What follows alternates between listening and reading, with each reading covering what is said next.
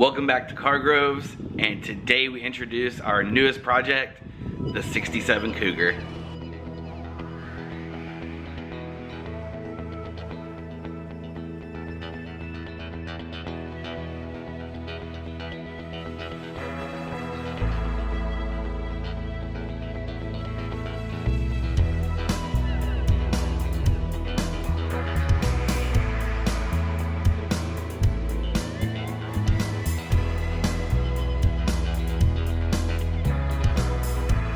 Alright, so the plan was to sell the hardtop on the Miata, which I did. Got 1,100 bucks for it. Take that money, put it into the Jeep, new gas tank, fuel lines, carb rebuild kit, radiator, get the Jeep running. But I talked to my good friend Stubbs, who last year I did the Gambler 500 with. He was like, hey, what are we gonna build this year? And I said, well, I got the Jeep. I was about to get it running. We could do that. And both decided the Jeep was way too easy to go to the Gambler. It's 4-wheel drive. It's got a big old like 360 V8 in it. Just, it's not weird enough for the Gambler. So he said, what else you got down there? And I said, well, we have the Cougar. The story on that real quick is a couple months ago, I just happened to see a Cougar on Craigslist. It was out of my price range. I wasn't really looking for one, but it looked just like the car I had in high school. I was like, oh, that's really neat. Well, in the ad was this one little photo. It was like 1 inch by 1 inch, really grainy, and it said, comes with parts car. So I called the guy. Hey, how much do you want for the parts car? Oh man, it's really rusty. I said, yeah, well, what do you want for it? I'll take 400. I said, all right, I'll be there in 2 hours. So that's the story on the Cougar. I'll post some pictures from when I grabbed it. It had been sitting in a field under a tree so long, it was green. And I took it to the power washer, blew it off. I said, holy crap, this thing's baby blue. So we are going to get this car running for the Gambler 500. Unfortunately, the 289 Windsor-based motor in it is locked up. Transmission looks pretty rough. Mechanically, it looks pretty rough. The whole thing's rough. The easiest thing to do is to swap in a junkyard motor. The newest thing you can probably get that would fit in that Cougar without extensive modifications is probably a 351 out of a truck. But even those are getting old. They're hard to find. It costs money to convert it over. The problem with these early Mustangs and Cougars is the shock towers are really tight. So you have to have a small motor. So I called Stubbs back. I said, hey, what motor and trans are we gonna put in it? After going back and forth, we decided to put a LS and a 4L60 in the Cougar. I know there's gonna be a lot of hate about that, but this is a $400 Cougar. We're not destroying some nice car.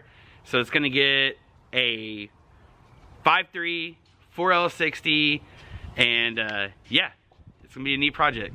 Here is the donor vehicle for the Cougar. I believe 03 Suburban. The Vortec 5.3 with a 4L60. I'm stoked. This car is gonna be awesome. Those Cougars never came with 300 horse. So it oughta, in the grand scheme of things, it ought to be fairly quick. So the Cougar is pretty rusty. It's pretty bad. Luckily, you can get floor pans. So I was working on that one last night, just kind of test fitting it. You can get floor pans for 50 bucks, which is excellent. So the plan is to fix all the interior rust, find some junkyard seats to replace those with. That way when we're moving the car around, there's actually somewhere to sit. It's easier to move. We need to pull this 289 and trans out of here and then fix. I'm not too concerned about any of the rust on the lower part, but I do want the car to be waterproof. So we're gonna fix this.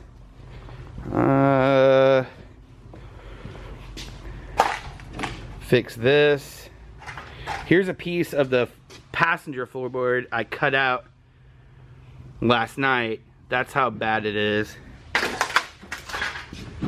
That looks pretty good. This door, I've got a replacement for it over there. But this new floor is, I mean, it's nice. It's stout. The plan is to put some pop rivets in place to hold it exactly where it needs to be. And then I just picked up this titanium Harbor Freight MiG 140. And we've already played around with it. This is 1/8 inch plate on flux core, which doesn't really weld the nicest. It does the business. You can see I probably could have turned the heat up even more, but it welds nice. We did some test passes, just practice stuff on some thinner gauge. Not the nicest welder, but the welder did cost more than the entire project car. So earlier I showed you guys the floor pan, and I just had it sitting in here. I cut out a big square of the worst of it just to take a look. My plan so far is, normally this panel comes all the way up to here, all the way around. So basically I've left probably a good 6 inches that normally, like a high-end restoration, they would take it off at this seam. All these seams right here, they would take it off and replace the panel as if the factory did it. This is my first time, so I'm gonna leave all the good metal, use that to weld and pop rivet to. It makes sure that my panel is in the right spot. All right, let's get in here. These are the frame rails. They're pretty solid. There's a few spots, I don't know if I can zoom in right here, where it's a little Swiss cheesed, but 95% of these frame rails, they're in perfect condition. Up here, my panel only goes probably about this high, but I ground on this a little bit to see, and I might cut some more out, but this is all pretty solid. The side seals are solid. They did have rust. I had to cut them completely out right here.